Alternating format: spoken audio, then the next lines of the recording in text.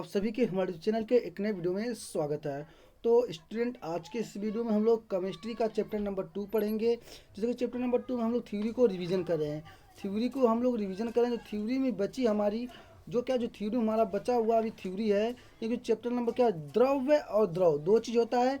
मैं आपको द्रव्य पढ़ा रहा हूँ, मैटर, जिसे मैटर इंग्लिश में कहते हैं। और आपको आज मैंने थ्योरी पार्ट 1 में भी थ्योरी पढ़ा, पार्ट 2 में थ्योरी पढ़ा, और ये आज का तीसरा दिन है।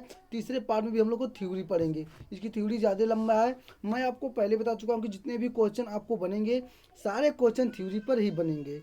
तो स्टूडेंट, चलिए हम लोग वीडियो को स्टार्ट करते हैं। स्टूडेंट, आप लोग अभी तक हमारी इस चैनल को सब्सक्राइब नहीं किए हैं तो चैनल को जरूर सब्सक्राइब कर लें और बेल आइकन को दबाकर नोटिफिकेशन को ऑन कर दें। और अभी तक आप लोग टेलीग्राम चैनल पर ज्वाइन नहीं हुए तो टेलीग्राम चैनल पर ज्वाइन जाएं, जिसका लिंक वीडियो के डिस्क्रिप्शन बॉक्स में दिया गया है। और आपको इसका क्लास इन होता है, इसका पीडीएफ आपको टेलीग्राम चैनल पे तुरंत मिल जाएगा। तो चलिए हम लोग वीडियो को स्टार्ट करते हैं। स्टूडेंट, आप लोग एक बार लाइक और शेयर कर दीजिए, लाइक शेयर कर दीजिए, तब उसको हम लोग वीडियो को स्टार्ट करते हैं। तो चलिए अब हम लोग वीडियो को स्टार्ट करते हैं। देखिए, आप लोग वीडियो को देख ले रहे हैं, चैनल को सब्सक्राइब नहीं करें। आप लोग से रिक्वेस्ट है कि चैनल को सब्सक्राइब करें और जितना हो पाए उतना चैनल को शेयर करें। अपने दोस्तों के पास जो भी पॉलिटेक्निक की तैयारी करना चाहता है वो भी शेयर करें। तो चलिए हम लोग अब स्टार्ट करते हैं। आज के इस भाग में हम इस पार्ट में हम लोग पढ़ेंगे द्रव्य की गुणित सिद्धांत। क्या? द्रव्य के अणुगति सिद्धांत। क्या पढ़ेंगे? द्रव्य द्रव्य का गुणित अणुगुणित सिद्धांत। क्या? अणुगति सिद्धांत पढ़ेंगे। ध्यान दीजिएगा, अणुगति सिद्धांत को हम लोग पढ़ेंगे, जिसे कैंटिंग मेलिकुलर थ्योरी ऑफ मैटर कहते हैं। क्या? जिसे आप कैंट्रेसिन मेलिकुलर थ्योरी ऑफ मैटर कहते हैं। इस सिद्धांत के अनुसार क्या, अब देखेंगे इस सिद्धांत के अनुसार, ये आप नोट करते हुए चलेंगे। देखिए, आपको जितने भी क्वेश्चन या प्रश्न बनेंगे सारे इस थ्योरी पर ही बनेंगे। इसलिए आपको लोग थ्योरी को, जो भी क्लास में आपको थ्योरी पढ़ा जा रही है, आप लोग थ्योरी को ध्यान से देखिए। तो चलिए हम लोग अब स्टार्ट करते हैं। क्या है, हम लोग देखिए पॉइंट नंबर 1 डालिएगा। पॉइंट नंबर 1 डाल के लिखिए गया कि द्रव्य अत्यंत क्या, द्रव्य अत्यंत छोटे छोटे कणों से मिलकर बना होता है। द्रव्य क्या है, ये अत्यंत क्या, अत्यंत छोटे जो छोटे छोटे कण होते हैं, ये उससे मिलकर बना होता है। क्या? मिलकर बना है, जो स्वतंत्र अवस्था में रह सकता है। ये द्रव जो होता है ये स्वतंत्र अवस्था में भी रह सकता है। इन कणों का अणु मोलिकुलर कहते हैं। क्या? इन कणों के अणु क्या, अणुगति कहते हैं। क्या? अणुगति भी कहते हैं इन कणों को। अब आपको समझ में आ गया कि द्रव्य अत्यंत छोटे छोटे कणों से मिलकर बना होता है। देखिए, अब आपसे एक यहाँ पे प्रश्न बनता है कि द्रव्य किन कणों से मिलकर बना होता है। ये क्वेश्चन आपको यहाँ से बन गया। क्या? द्रव्य अत्यंत किन कणों से मिलकर बना होता है। क्या बना है या बना होता है, क्वेश्चन बनेगा। अब आपसे दे देगा छोटे छोटे कणों, बड़े बड़े कणों, क्या, ठीक है, कई कण मिलकर, या इनमें से कोई नहीं। तो आप कौन बताएंगे कि द्रव्य अत्यंत छोटे छोटे कणों से मिलकर बना है, जो स्वतंत्र अवस्था में क्या होगा, रह सकते हैं। क्या? रह सकते हैं। इन कणों को अणुगति कहते हैं। क्या कहते हैं? अणुगणित कहते हैं। तो ये आपका पहला पॉइंट था। अब दूसरे पॉइंट में आप क्या लिखेंगे? दूसरे पॉइंट में हम लिखेंगे एक ही द्रव्य के समस्त अणु सभी प्रकार के गुणधर्मों में समान होते हैं। क्या? एक ही द्रव्य के समस्त अणु सभी प्रकार से गुणधर्मों में समान होते हैं। अब देखिए, आपको एक क्वेश्चन यहाँ से भी बनता है। क्या? एक क्वेश्चन इसमें से भी बन गया। आपका क्वेश्चन का आंसर ये होता है, अब पूछेगा एक ही द्रव के समस्त अणु सभी प्रकार के में समान से होते हैं। क्या? में समान से होते हैं। तो आप क्या बताएंगे?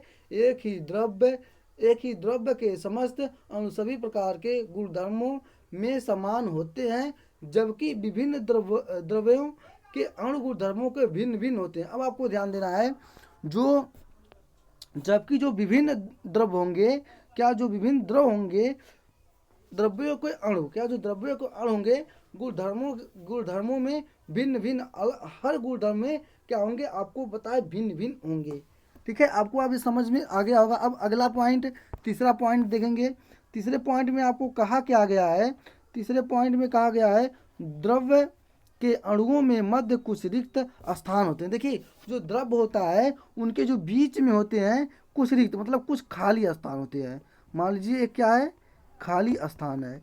क्या है, कुछ खाली स्थान होते हैं जिसे अंतराल आणविक स्थान क्या कहते हैं, क्या जिसे अंतराल आणविक स्थान कहते हैं। इंटर इंटरमोलिकुलर स्पेस, क्या इंटर इंटरमोलिकुलर स्पेस कहते हैं, जिससे क्या होगा, इसका इंग्लिश होगा आणविक आणविक स्थान कहते हैं। अब समझ में आएगा। द्रव एक बार लिखिएगा फिर से आप लोग, द्रव्य के अणुओं के मध्य कुछ रिक्त स्थान होते हैं। क्या जो अणु होते हैं उनके बीच में क्या होते हैं, कुछ खाली स्थान होते हैं जिसे अंतराल आणविक स्थान क्या इंटरमोलिकुलर भी कहते हैं, क्या कहते हैं। आपका तीसरा पॉइंट था।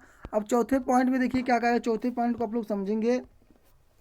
चौथा पॉइंट दिया गया है, क्या दिया गया है, द्रव्य के अणुओं में, क्या द्रव्य के अणुओं के मध्य आकर्षण तथा प्रतिकर्षण बल कार्य करता है। क्या जो द्रव्य के अणु होते हैं उनके मध्य, क्या उनके मध्य, क्या मध्य मतलब उनके बीच में आकर्षण तथा परिकर्षण, क्या अति आकर्षण तथा परिकर्षण बल कार्य करते हैं। क्या है, जो इनके मध्य के बीच में जो जगह है इनके बीच में आकर्षण और प्रतिकर्षण, क्या आकर्षण और प्रतिकर्षण बल अपना एक कार्य करते हैं। समझ में आ गया।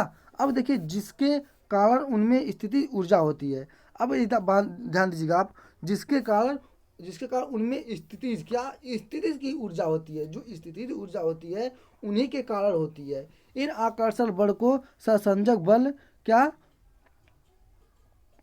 चोसवी फोर्स कहते हैं। क्या सहसंजक बल कहते हैं, चोसविल फोर्स कहते हैं। क्या चोसवी फोर्स कहते हैं, सहसंजक बल कहते हैं।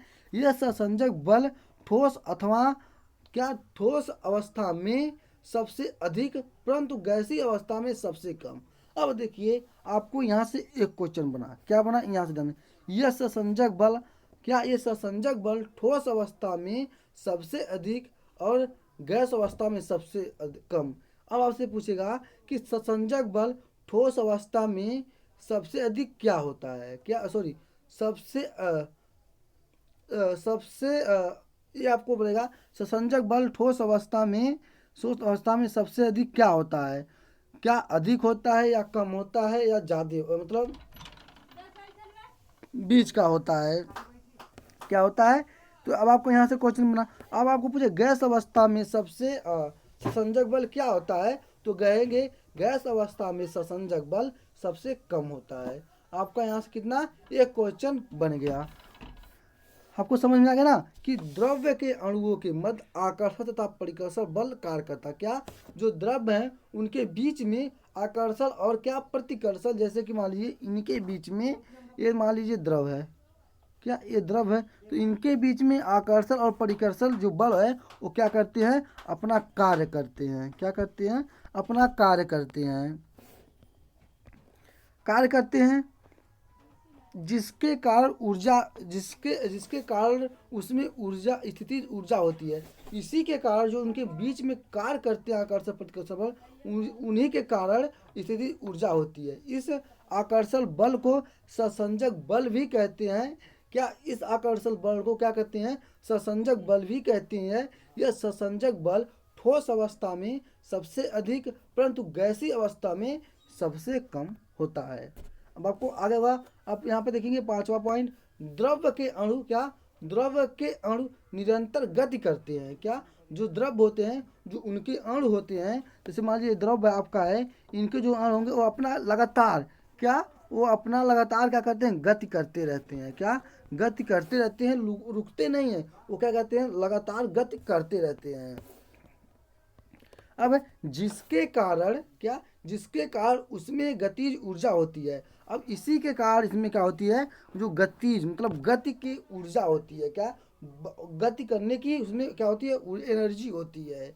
अब यहाँ पे छठवां, द्रव्य का ताप बढ़ाने से उसके अणुओं की गतिज ऊर्जा बढ़ती है। अब देखिए आपको यहाँ से भी एक क्वेश्चन बनेगा, हर आपको थ्योरी से इसमें से एक क्वेश्चन बनेगा कि द्रव्य का ताप बढ़ाने से उसके अणुओं की क्या गतिज ऊर्जा क्या होती है, क्या गतिज ऊर्जा क्या होती है।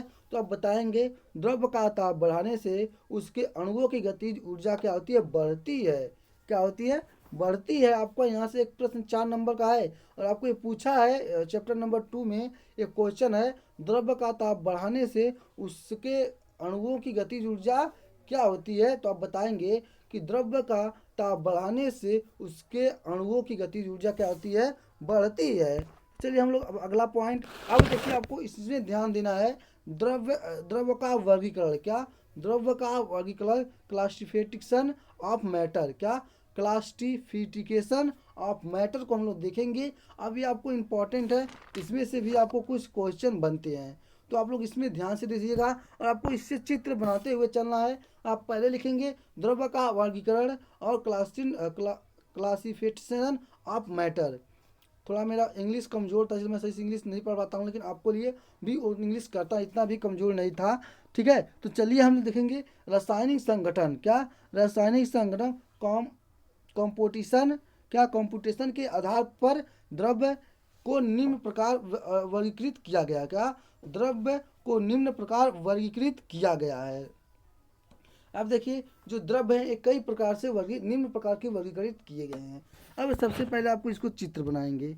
देखिए आपको यहाँ पे द्रव्य बीच में रखेंगे, ये आपका द्रव्य हो गया। अब आपको द्रव्य दो पार्ट में भरा है। द्रव्य एक शुद्ध पदार्थ में बटा है, एक अशुद्ध पदार्थ में।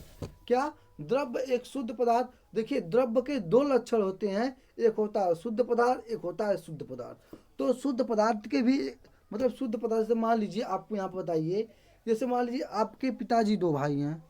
मान लीजिए आपके पिताजी दो भाई हैं, तो आपके पिताजी जब दो भाई हैं तो आपके पिताजी के आपके पिता यहाँ से आपके क्या हो गया, अब आपके यहाँ से मान लीजिए आपके आपके बाबा अकेले थे। ठीक, अब यहाँ पे ये आपके बाबा हैं, मान लीजिए ये आपके बाबा हैं। अब यहाँ से आपके पिता दो भाई थे, मान लीजिए एक का नाम एक एक एक लोग का नाम राम है और दूसरे लोग का नाम श्याम है। ठीक, समझ में आ गया? ऐसे समझिएगा, एक का नाम राम है, एक का नाम श्याम है। तो अब देखिए जब राम से, जैसे कि राम से और श्याम से, क्या? राम से और श्याम से, तो देखिए अब इससे मेन चीज़ यही है कि ये आपके बाबा हैं अकेले। अब इनमें आपके दो भाग हो गए, आपके पिताजी राम और आपके चाचा जी श्याम, दोनों लोग हो गए। तो आपके यहाँ पर दो लोग जब हो गए तो इनके भी राम में से भी बटेगा। क्या? अब राम में भी क्या हो गए, दो लोग हो गए, राम में दो लोग हो गए और श्याम में भी क्या हो गए, दो लोग हो गए। आपको समझ में आ रहा होगा पूरी बढ़िया से, मैं एकदम 60 का गौरा भाषा में, अब गौरा ये सब मतलब गंवार भाषा कहते हैं, मैं आपको एकदम गंवार भाषा में समझा रहा हूँ, आप लोग समझेंगे। तो देखिए अब आपके पिताजी आपके बाबा अकेले थे और आपके बाबा के दो लड़के हुए राम और श्याम। तो राम के भी दो लड़के हो गए, राम के भी दो लड़के हो गए। जैसे राम के मान लीजिए राम के दो लड़के हो गए, कौन से? राम के दो लड़के हो गए कृपाल और श्यामपाल। क्या? कृपाल और श्यामपाल, और श्याम के भी दो लड़के हैं। क्या? श्याम के भी दो लड़के हैं। कौन कौन लड़के हैं? तो आपको मान लीजिए यहाँ पे श्यामपाल कृपाल, ठीक है, दो लोग हो गए। तो अब इन दोनों में से तो भागेगा, जो आपके इनके दो पुत्र थे और यहाँ पे जो दूसरे थे नहीं थे। आपको सेम ऐसे समझिएगा। तो चलिए हम आपको अब यहाँ बता रहे हैं, आप अपने मुद्दे पे आइए, छोड़िए। द्रव्य द्रव्य अकेला था, द्रव्य को आपको दो पार्ट में भाग गया। एक पार्ट में आपको द्रव्य के दो पार्ट हो गए, एक शुद्ध पदार्थ एक अशुद्ध पदार्थ, अथवा मिश्रण। क्या? अथवा इसे मिश्रण भी कहते हैं शुद्ध पदार्थ को। ठीक है, शुद्ध पदार्थ में दो भाग हो गए, कौन कौन से? शुद्ध पदार्थ में तत्व हो गया और दूसरा हो गया यौगिक।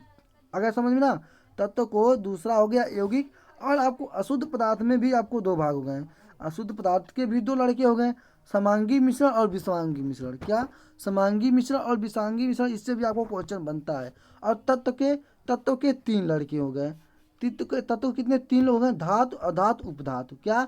धातु अधातु उपधातु। अब हम लोग यहाँ से देखिए, सबसे पहले हम लोग इसका थ्योरी लिखेंगे, उसके बाद इसका थ्योरी लिखेंगे, फिर इसका थ्योरी लिखेंगे, फिर इसका थ्योरी, इसका थ्योरी, इसका थ्योरी। तब हम लोग शुद्ध पदार्थ अशुद्ध पदार्थ की थ्योरी, विषांगी थ्योरी और विषांगी थ्योरी, मिश्रण का हम लोग लिखेंगे। तो अब आपको ये समझ में आ गया होगा पूरी तरह। अब इस चित्र को आप बना लेंगे। अगर आप बाद में बनाना चाहते हैं तो इसका लिंक, इसका पीडीएफ मैं आपको अपने टेलीग्राम चैनल पे दे दूंगा और व्हाट्सएप ग्रुप में, जिसका लिंक वीडियो के डिस्क्रिप्शन बॉक्स में दिया गया है। और आप लोग अभी तक पार्ट 1 और पार्ट 2 और पार्ट 3 नहीं देखे हैं तो आप लोग जाके, सॉरी, अगर आप लोग अभी इस पार्ट का पार्ट 1 पार्ट 2 नहीं देखे हैं तो आप लोग उस दोनों का लिंक वीडियो के डिस्क्रिप्शन बॉक्स में उस भी वीडियो का लिंक दे दिया जाएगा, आप वहाँ से जाके देख सकते हैं। तो चलिए शुद्ध पदार्थ किसे कहते हैं हम लोग आगे देखते हैं कि शुद्ध पदार्थ होता क्या है। वे द्रव जिनका रासायनिक संगठन निश्चित होता है शुद्ध शुद्ध अथवा शुद्ध द्रव्य कहलाते हैं। अब आपको समझ में आ गया होगा कि थ्योरी पढ़ के कि शुद्ध पदार्थ किसे कहते हैं।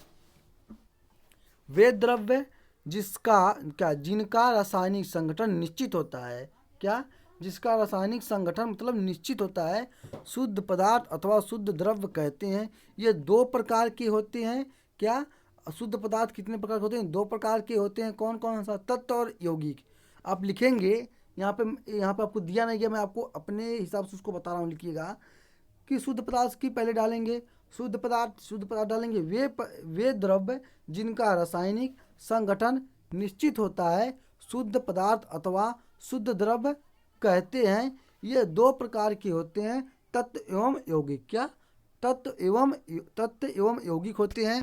तो चलिए अब आप लोग को समझ में आ गया कि अब लिखेंगे तत्व एलिमेंट्स। क्या एलिमेंट की इंग्लिश तत्व की इंग्लिश एलिमेंट्स है।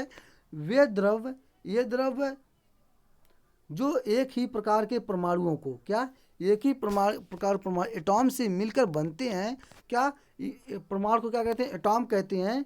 वे द्रव्य जो केवल एक ही प्रकार के परमाणुओं से मिलकर बने होते हैं अथवा जो किसी भी विधि से दो या दो से अधिक विभिन्न गुणों वाले पदार्थों में विभाजित नहीं किए जा सकते हैं और ना ही उससे बनाए जा सकते हैं, तत्व कहलाते हैं। क्या तत्व कहलाते हैं। अब आपको समझ में नहीं आया तो आपको मैं पढ़ते चला गया, आपको समझाएं, समझ में कहाँ से आएगा। देखिए वे द्रव्य जो केवल एक ही प्रकार के परमाणुओं से मिलकर बने होते हैं अथवा जो किसी भी विधि से दो या दो से अधिक विभिन्न गुणों वाले पदार्थ में विभाजित किए जाते हैं और ना ही उसने बनाए जा सकते हैं, तत्व कहलाते हैं। देखिए तत्व जो है वे द्रव्य के केवल एक ही परमाणु से मतलब एक नहीं कि 10 परमाणु 10 एटॉम से मिलकर बने होंगे। एक ही मात्र जो होता है एटॉम, जो आपका एक ही एटॉम से होगा, एक ही एटॉम से क्या होंगे? ये मिलकर बने होंगे। किससे? एक ही एटॉम से क्या होंगे? मिलकर बने होंगे, जो किसी भी विधि से दो या दो से अधिक विभिन्न गुणों वाले पदार्थ में विभाजित नहीं किए जा सकते। अब इसमें ध्यान दीजिएगा, वो किसी भी विधि के दो से अधिक विभिन्न गुणों वाले पदार्थ से वो कभी भी विभाजित वो कभी भी विभाजित नहीं किए जाएंगे। क्या वो किसी भी विधि से दो या दो से अधिक विभिन्न गुण, कोई भी मतलब दो हो या दो से अधिक जो गुण होंगे वो कभी भी विभाजित नहीं किए जा सकते हैं। अब आपको समझ में आ गया यहाँ तक। अब आगे देखेंगे, और ना ही उसे बनाए जा सकते हैं, और ना तो तत्व के क्या करते हैं आप बना सकते हैं, किसी भी आपकी विधि द्वारा उसको बना नहीं सकते हैं, जिसे आप तत्व कहते हैं जब तक लगभग 108 तत्वों की खोज हो चुकी है। अगर आपसे यहाँ पे देखिए क्वेश्चन बनेगा कि अब तक कितने तत्वों की खोज हो चुकी है, तो आपको 4 विकल्प देगा। मैं आपको पहले विकल्प बता चुका हूँ A B C D। तो मान लीजिए ए में आपका दे दिया 108, बी में दे दिया 109, सी में दे दिया 110, डी में दे दिया 120। तो आप किसे बताएंगे कि अब तक लगभग कितने तत्वों की खोज हो चुकी है? 108 तत्वों की खोज हो चुकी है। तो चलिए अब हम लोग यहाँ पे ध्यान देंगे कि यहाँ पे लोहा में जो आएंगे इसके जो उदाहरण होंगे, क्या लोहा, जिसे आप Fe कहेंगे। लोहा को क्या कहते हैं? Fe। इसको आप लिखेंगे, मोस्ट इंपॉर्टेंट है। अब आपसे ये लोहा Fe कहेंगे, ठीक है। मरकरी Ag कहेंगे। जहाँ Ag लिखा रहे जहाँ G लिखा रहेगा समझ जाइए कि यहाँ पे वो क्या है? मरकरी है। क्या मरकरी क्या है? Hg होती है। कापर को किससे प्रदर्शित करते हैं? Cu से। जहाँ भी आपको Cu लिखा रहेगा वहाँ समझिए क्या है? कापर है। ऑक्सीजन, वो अगर कहीं भी लिखा रहेगा तो आप समझ लीजिएगा कि वो क्या है? ऑक्सीजन है। तत्व को उनके गुणधर्मों के समानता के आधार पर निम्न 3 वर्गों में विभाजित किया गया है। कौन से? 3 वर्ग में विभाजित किया गया है। देखिए आपका ये पूछता नहीं है इतना कि आपको जो ज़्यादा इम्पॉर्टेंट है धातु उपधातु क्या अधातु ये सब उतना इम्पॉर्टेंट नहीं है, लेकिन आपको थोड़ा मैं आपको हिंट में बता दे रहा हूँ जल्दी जल्दी में, ताकि आपको समझ में आ जाए। देखिए आपको अब यहाँ पे नंबर 1 में जो धातु होंगे तत्व होंगे, तत्व के 3 भाग होंगे कौन कौन से, धातु अधातु उपधातु, ठीक है। तो आप लिखेंगे धातु में मेटल्स, क्या मेटल्स में लिखेंगे ऐसे तत्व जिनमें धात्विक चमक, क्या जिसमें धात्विक चमक मेल्टिकेशन ल्यूसेटन उच्च ताप, क्या उच्च उष्मा चालकता, उच्च विद्युत चालकता, आघातवर्धनता तथा तनन समर्थ आदि गुणों के धातु कहलाते हैं। इसे उदाहरण में अब आप लोग इसके जो मेन मेन उदाहरण पॉइंट है, आप लोग को इसके मेन मेन पॉइंट को उदाहरण को जान लीजिए बस, और इसमें कुछ पूछता नहीं है। इसमें भी आपको क्या होता है, कुछ नहीं को पूछता है, ठीक है। तांबा, अगर जहाँ तांबा सी यू होता है तांबा, जैसे कापर का भी सी यू होता है, तांबा का भी सी होता है। लोहा का आपको पता है एफ ई होता है। अब चांदी को किससे करेंगे, एफ सॉरी ए जी से, क्या चांदी को ए जी से, पारा को देखिए अब आपको मरकरी को भी आप एच जी से प्रदर्शित करेंगे और पारा को, और जस्टा को जेड एन आदि क्या तत्व है, क्या तत्व धातु हैं, ये क्या है आपके तत्व धातु हैं।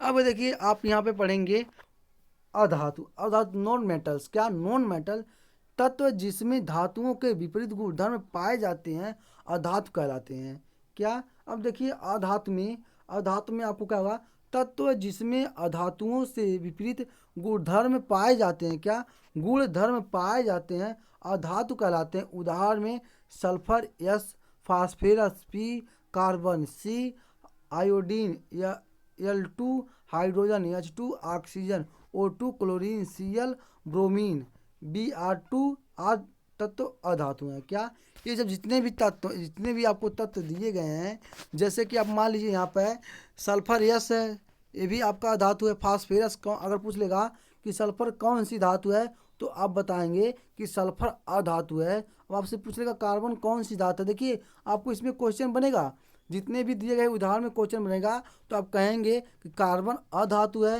आपसे पूछा आयोडीन कौन सी धातु है, तो आप कहेंगे आयोडीन अधातु है। आपसे पूछेगा हाइड्रोजन कौन सा धातु है, तो आप कहेंगे अधातु है। अब आपसे पूछेगा ऑक्सीजन क्या है, तो आप कहेंगे ऑक्सीजन, आप जो आपका ऑक्सीजन है वो अधातु है। आप क्लोरीन क्या है, वो भी अधातु है। ब्रोमीन भी क्या आपका अधातु है। तो आपको अब समझ में आ गया होगा। अब आगे की तरफ हम लोग देखेंगे, क्या देखेंगे, हम लोग देखेंगे उपधातु, क्या उपधातु मेटल सॉलिड, क्या मेटल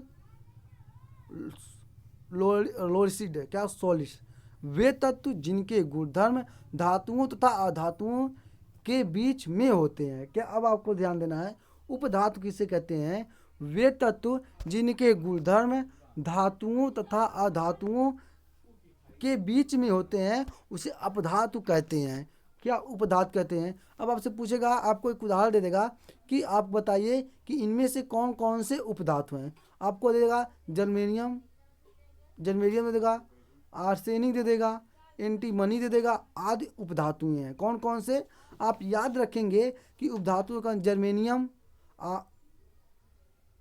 आर्सेनिक, एंटीमनी और आदि ये सब क्या है उपधातुएं हैं। अब देखिए आपको यहाँ पे ध्यान देना है, तत्वों का मुख्य स्रोत भूपट्ट, क्या अर्थ कष्ट, क्या अर्थ क्रस्ट है। भूपट्ट में सर्वाधिक पाए जाने वाला तत्व ऑक्सीजन है, जो कि एक धातु है, क्या ये क्या है, एक अधातु है। ऑक्सीजन क्या है, ये अधातु। देखिए आपसे एक क्वेश्चन बनेगा कि भूपट्ट में सर्वाधिक मात्रा में पाए जाने वाला कौन सा तत्व है, क्या कौन सा तत्व है और वह किस तरह का धातु है। तो आप बताएंगे भूपट्ट में सर्वाधिक मात्रा में पाए जाने वाला तत्व ऑक्सीजन है, जो एक अधातु है, क्या जो एक अधातु है। मैं आपको यहाँ पे बताया ना कि ऑक्सीजन क्या है, ऑक्सीजन अधातु है। आपको ध्यान देना है, क्या अधातु है। आपका यहाँ पे 100% एक क्वेश्चन बनेगा, शायद आपको पहला ही क्वेश्चन दिया होगा, ये आपका पहला ही क्वेश्चन है कि भूपट्ट में सर्वाधिक मात्रा में पाए जाने वाला तत्व कौन सा है, ऑक्सीजन है। एल्युमिनियम भूपट्ट में सर्वाधिक मात्रा में पाए जाने वाला धातु है। अब देखिए आपका एक क्वेश्चन यहाँ से भी बन गया, एक क्वेश्चन आपका यहाँ से एक क्वेश्चन तैयार होगा क्या, एल्युमिनियम भूपट्ट में सर्वाधिक मात्रा में पाए जाने वाला क्या है, धातु है। आपसे पूछेगा कि एल्युमिनियम भूपट्ट में सर्वाधिक मात्रा में पाए जाने वाला कौन सा क्या कौन सा क्या है, धातु है, कौन सा तत्व है। तो आप कहेंगे कि ये क्या है, ये आपका धातु है। क्या कहेंगे, क्या कहेंगे, धातु है। तो चलिए हम लोग अगला देखेंगे। अब हम लोग अगला देखिए, आपको इसमें एक पीडीएफ मैं आपको दे दूंगा, उसका पीडीएफ आप पढ़ लेंगे अपने से, नहीं तो मैं आपको उसका एक वीडियो अलग से दे दूंगा, 5 से 10 मिनट का वीडियो। पृथ्वी पर पाए जाने वाले तत्व एवं उनकी परिशुद्धता, क्या पृथ्वी में कितने प्रतिशत में तत्व पाए जाते हैं और कितने प्रतिशतता पाया जाता है, ठीक है। ये आपका होगा, इसको मैं आपको अलग से एक 10 मिनट का क्लास दे दूंगा या 5 मिनट का। और समानता मानव शरीर में तत्वों की परिशुद्धता, इसका भी मैं आपको दे दूंगा, इसका भी एक मैं आपको वीडियो दूंगा। इसको बढ़िया से आपको समझाकर एक क्या करूंगा, वीडियो दूंगा। ये आपका जो वीडियो होगा, ये आपको जब पूरा चैप्टर हम लोग पढ़ हो जाएंगे तो अंतिम में इसका वीडियो मैं आपको दूंगा। तो पहले ही जैसे थ्योरी खत्म होगी, थ्योरी के बाद मैं उसको अलग से ही, जिस दिन थ्योरी हम लोग खत्म करेंगे इस चैप्टर का, उसके बाद दे देंगे। तो चलिए यौगिक हम लोग अब देखेंगे, क्या लिखेंगे, यौगिक। आप लोग यौगिक लिखेंगे, अब आप लोग यौगिक को समझेंगे। चलिए हम लोग अब यौगिक को लिखते हैं और यौगिक को समझते हैं। तो देखिए इससे भी आपको क्या होता है, क्वेश्चन बनता है। तो इसमें क्वेश्चन बनेगा क्या, आपको ध्यान देना है कि यौगिक किसे कहते हैं, वे पदार्थ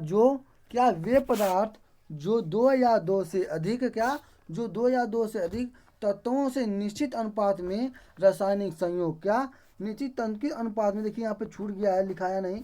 जो भी टाइपिंग कर रहे थे लगता है वो नींद में आ गए थे, क्योंकि रात में टाइपिंग करते हैं तो थोड़ा नींद लगती होगी उनको, तो हमको लगता है वो छोड़ दिए, सही से टाइपिंग नहीं कर पाए, या पीडीएफ बनाते समय वो ध्यान नहीं दिए होंगे, तो मतलब जो पीडीएफ बना रहे होंगे तो यहाँ से कट गया होगा, मतलब जो इसको क्रॉप किए होंगे तो कट गया, ध्यान नहीं दिए। तो आप इसको लिखेंगे, मैं आपको इसको अच्छी तरीके से बता रहा हूँ, आप लिखिएगा। चलिए आप लोग कॉपी पे नोट कीजिए और आप लोग एक फेयर बनाइएगा, ये नहीं कि आप लोग रफ में, ये आपका चैप्टर वाइज चल रहा है और आपको बाद में ये काम आएगा। ये नहीं कि आपको मैं आपको बताऊंगा कि अब आप याद कैसे करें। बहुत सी बच्चों की समस्या होती है कि सर जो मैं पढ़ता हूँ उसको भूल जाता हूँ, तो हम मैं याद कैसे रखूँ। तो मैं आपको इसका एक वीडियो भी दे दूंगा अलग से, ताकि आपको याद रहे। तो चलिए कंपाउंडेशन इंग्लिश इसकी होती होगी कि कंपाउंड्स। तो इंग्लिश अब हिंदी लिखेंगे, इसका क्या लिखेंगे, इसका आप लोग लिखेंगे यौगिक किसे कहते हैं, वे पदार्थ जो दो या दो से अधिक तत्वों के निश्चित अनुपात में रासायनिक संयोग, क्या यहाँ पर आपका क्या है, रासायनिक संयोग से बनते हैं, किससे रासायनिक संयोग से बनते हैं, यौगिक कहलाते हैं। क्या कहलाते हैं, यौगिक कहलाते हैं। यौगिक किसे कहते हैं, वे पदार्थ जो दो या दो से अधिक तत्वों के निश्चित अनुपात में रासायनिक संयोग से बनते हैं, यौगिक कहलाते हैं। इसके उदाहरण में लिखेंगे आप, क्या इसके उदाहरण में लिखेंगे H2O, क्या H2O, यहाँ पे H2 क्या, यहाँ पे H2 जल दिया है, दो तत्व हाइड्रोजन, क्या यहाँ पे देखिए दो तत्व है आपका हाइड्रोजन, इसके आगे लिखेंगे हाइड्रोजन H तथा, क्या इसके बगल में लिखेंगे हाइड्रोजन H, क्या तथा लिखेंगे ऑक्सीजन, क्या ऑक्सीजन O से मिलकर, क्या ऑक्सीजन O से मिलकर बना है, क्या ये जो ऑक्सीजन है ये O से मिलकर बना है। नमक NaCl, नमक का क्या होता है NaCl, दो तत्व, क्या दो तत्व सोडियम, ये आपका जो थोड़ा सा अच्छा कर गया है, सोडियम Na, क्या सोडियम Na तथा क्लोरीन, क्या क्लोरीन Cl से क्या होता है, क्लोरीन Cl से मिलकर बना है, क्या ये क्लोरीन Cl से मिलकर बना है। यौगिक के गुणधर्म उनके अणुओं के कॉन्सेंट्रेशन के गुणधर्म भी भिन्न भिन्न है, क्या इनके भी कई गुणधर्म है, ये जो यौगिक है इनके भी कई गुणधर्म हैं। ये आपको वाइस से, क्या ये कई भी गुणधर्म हैं भिन्न भिन्न होते हैं, वो भी मैं आपको बता रहा हूँ कौन कौन से हैं। अब देखेंगे वाइस से क्रिया के आधार पर यौगिक निम्न प्रकार के होते हैं, क्या यौगिक जो होते हैं कई निम्न प्रकार के होते हैं। तो आप लिखेंगे यौगिक मुख्यतः कितने होते हैं, तीन प्रकार के होते हैं, उत्फुल्ल पदार्थ, अद्रगाही पदार्थ और प्रक्षेप पदार्थ। तो चलिए आपको अब हम लोग देखेंगे उत्फुल्ल पदार्थ किसे कहते हैं। क्या उत्फुल्ल पदार्थ आप किसे कहते हैं? तो देखिए उत्फुल्ल पदार्थ आप लोग लिखेंगे। चलिए हम लोग लिखते हैं उत्फुल्ल पदार्थ किसे कहते हैं। देखिए यहाँ पे भी कट चुका है पूरे सही से, हमको लगता है नींद में आ गए थे जो टाइपिंग कर रहे थे, लगता है पूरी तरह से नींद में आ गए होंगे।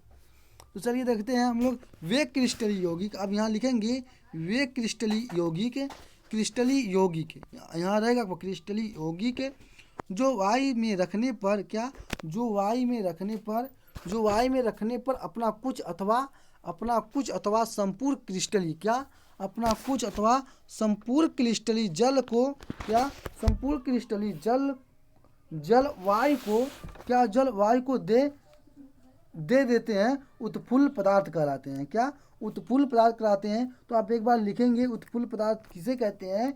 आप लिखेंगे वे क्रिस्टली यौगिक जो वायु में रखने पर अपना कुछ अथवा संपूर्ण क्रिस्टली जल वायु को दे देते हैं, उत्फुल्ल पदार्थ कहते हैं। इसका उदाहरण लिखेंगे, उदाहरण में फेरस सल्फेट क्या, फेरस सल्फेट जिसे आप FeSO4 क्या, फेरस सल्फेट को FeSO4 क्या,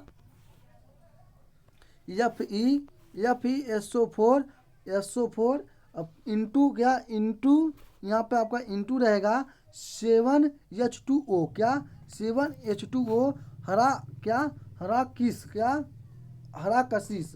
ये आपका कोष्टक बंद है पूरा, यहाँ पे एक ही में है, ठीक है, ध्यान दीजिएगा।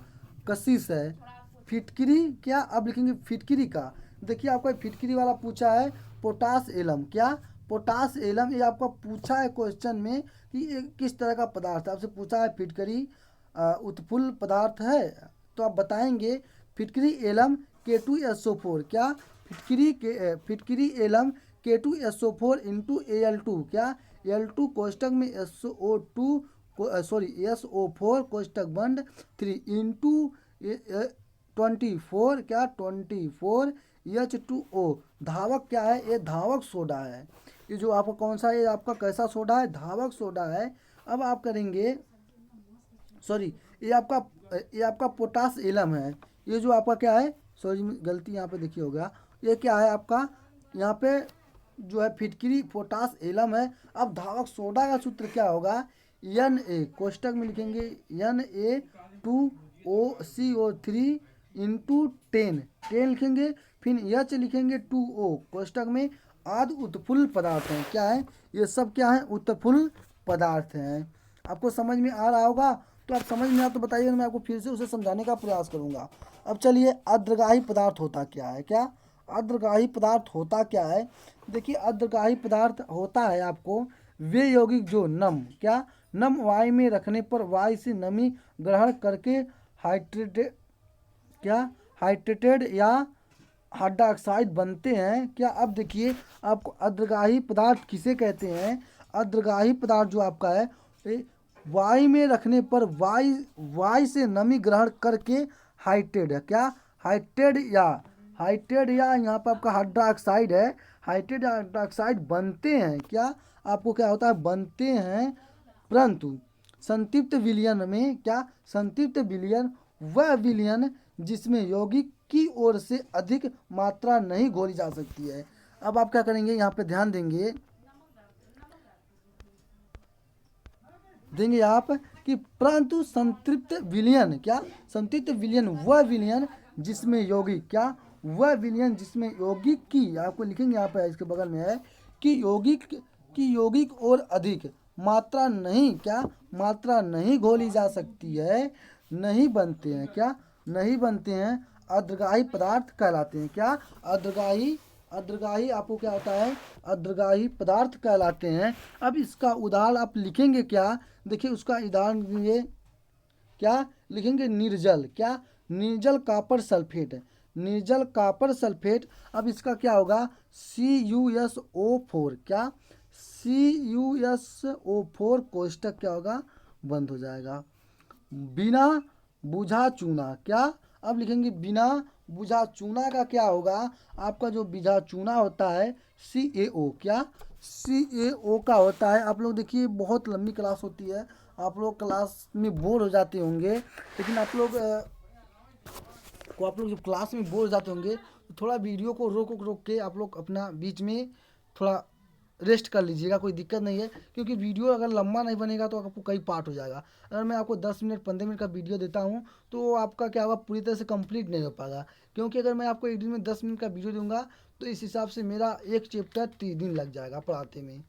मेरा एक चैप्टर 30 दिन है, इसलिए आपको लंबा वीडियो देता हूँ, लेकिन आप लोग एकदम माइंड को कूल करके बैठिए पढ़ने, तभी आपको यह समझ में आएगा। तो चलिए हम लोग अपने टॉपिक पे चलते हैं। देखिए आप लोग अगर पॉलिटेक्निक 2024 में गवर्नमेंट कॉलेज पाना चाहते हैं तो आप इस चैनल से जुटें, और आपको पूरे 100% विश्वास है आपको इस चैनल से सिलेक्शन मिलेगा, और वो भी आपको गवर्नमेंट कॉलेज।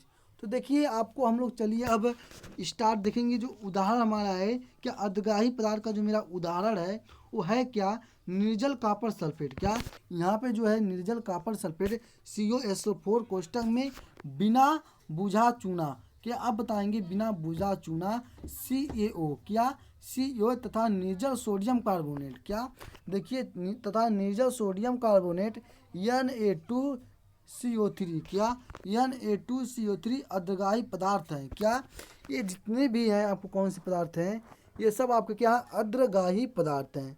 देखिए आपसे इतना पूछता कुछ है नहीं, लेकिन आपको पूछ सकता है, जो आपको यहाँ पर उदाहरण दिया गया है आपको इसमें से एक आध दो पूछ लेगा, लेकिन पूछता नहीं। जहाँ तक आपको मैं बता दूं इसमें से कुछ नहीं पूछता है, सिर्फ मैं आपको ये बस समझाने के लिए दे रहा हूँ ताकि आपको समझ में आ जाए।